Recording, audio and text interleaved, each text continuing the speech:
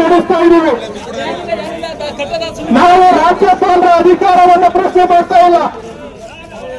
ಕರ್ನಾಟಕದ ರಾಜ್ಯಪಾಲರಾಗಿರ್ತಕ್ಕಂಥ ತಾವರ್ಚಂದ್ ಗೆಹ್ಲೋಟ್ ಅವರು ಏನು ತಾರತಮ್ಯ ನೀತಿಯನ್ನು ಅನುಸರಿಸಿ ತಮ್ಮ ಬಳಿ ಇರ್ತಕ್ಕಂಥ ಪ್ರಾಸಿಕ್ಯೂಷನ್ ಪ್ರತಿಗಳನ್ನು ಬದಿಗಿಟ್ಟು ಈ ರಾಜ್ಯದಲ್ಲಿ ಬಡವರ ಪರವಾಗಿ, ದಲಿತರ ಪರವಾಗಿ, ಅಲ್ಪಸಂಖ್ಯಾತರ ಪರವಾಗಿ, ಹಿಂದುಳಿದ ವರ್ಗದ ಜನ ಪರವಾಗಿ ಕಾರ್ಯಕ್ರಮಗಳನ್ನ ನೀಡ್ತಾ ಬಡ ಜನರ ಬದುಕನ್ನು ಹಸಿರು ಮಾಡಿ ಹೋಗಿರ್ತಕ್ಕಂಥ ಸಿದ್ದರಾಮಯ್ಯ ಅವರ ಕಾರ್ಯಕ್ರಮಗಳನ್ನ ಸಹಿಸಿಕೊಳ್ಳಲಿಕ್ಕಾಗದೆ ಇವತ್ತು ಕೇಂದ್ರ ಬಿಜೆಪಿ ಸರ್ಕಾರದ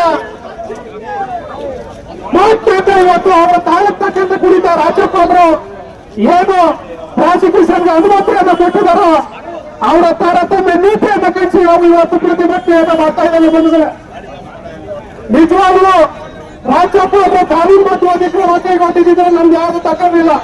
ಯಾಕಂದ್ರೆ ನಮ್ಮ ನಾಯಕರಾದಂತ ಸಿದ್ದರಾಮಯ್ಯ ಅವರು ಯಾವುದೇ ತಪ್ಪು ಮಾಡಿಲ್ಲ. ನಾವು ಕಾನೂನು ರೀತಿ ಅದನ್ನ ಎದುರಿಸಕ್ಕೂ ಕೂಡ ರೆಡಿ ಇದ್ದೀವಿ.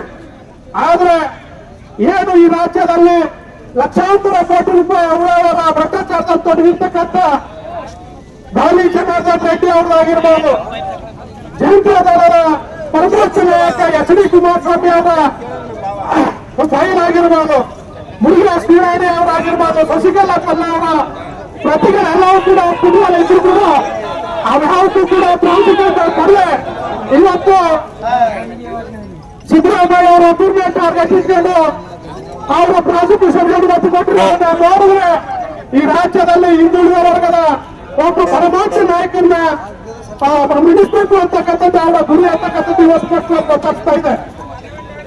ಇದು ಕೇಂದ್ರ ಸರ್ಕಾರದ ಒಂದು ರೀತಿಯ ಸಂವಿಧಾನ ವಿರೋಧಿ ನಡೆಯುವುದು. ದಿಲ್ಲಿಯಲ್ಲಿ ಅವರು ಏನು ಕೇಜ್ರಿವಾಲ್ ಅವರಿಗೆ ನೋಟಿಸ್ ಕೊಟ್ಟು ಅವ್ರನ್ನ ಜೈಲಿನಲ್ಲಿ ಇರ್ತಕ್ಕಂಥದ್ದು ಎಲ್ಲೆಲ್ಲಿ ಕರ್ನಾಟಕ ಮತ್ತು ಬಿಜೆಪಿ ಹೊರತಾಗಂತ ಆಡಾಡ್ತಾ ಇದ್ದಾರೋ ಅಲ್ಲೆಲ್ಲ ಕೂಡ ಇದನ್ನ ನಡೆಸ್ತಾ ಇದ್ದಾರೆ. ಇದನ್ನ ನಾವು ಕಳಿಸಿ ಯಶಸ್ವಿಯಾಗಿ ನಾವು ಮುನ್ನಡೆಸಬೇಕಾಗಿದೆ. ಹಾಗಾಗಿ ಎಲ್ಲರೂ ಕೂಡ ಶಾಂತಿಯುತವಾಗಿ ಒಂದು ಪ್ರತಿಭಟನೆಯಲ್ಲಿ ಕೈಗೊಳಿಸಬೇಕು.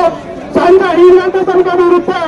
5 ಗಂಟೆ ತನಕ ಯಾರು ಕೂಡ ಹೋಗಿದ್ದಾರೆ ಈ ಒಂದು ಬಂಧನ ಯಶಸ್ವಿಗೆ ಸಹಕರಿಸಬೇಕು ಅಂತ ಮನವಿಯನ್ನ ಮಾಡ್ತಾ ಇಲ್ಲಿಂದ ಮೆರವಣಿಗೆಯನ್ನು ಮುಂದುವರಿಸಬೇಕು. ನೆಕ್ಸ್ಟ್ ಖಾಸಗಿ ಬಸ್ ನಿಲ್ದಾಣಕ್ಕೆ ಹೋಗೋಣ. ದಯವಿಟ್ಟು ಎಲ್ಲರೂ ಶಾಂತಿಯುತವಾಗಿ ಈ ಬಂಧನಲ್ಲಿ ಸಹಕರಿಸಬೇಕು. ಅವರು ಏನೋ ಈ ಕರ್ನಾಟಕದಲ್ಲಿ ಶಾಂತಿ ವ್ಯವಸ್ಥೆ ಕದಡ್ತಾ ಇದೆ ಅಂತಕ್ಕಂಥ ದೃಷ್ಟಿಯಿಂದ ಈ ಸರ್ಕಾರಕ್ಕೆ ಅದನ್ನು ಏನಾಗಿ ಸರ್ಕಾರಕ್ಕೆ ಕಪ್ಪು ಮೋಸ ಕೊಡುವಂತ ಕೆಲಸಕ್ಕೆ ಮುಂದಾಗ್ತಾ ಇದ್ದಾರೆ. ಹಾಗಾಗಿ ಎಲ್ಲರೂ ಶಾಂತಿಯುತವಾಗಿ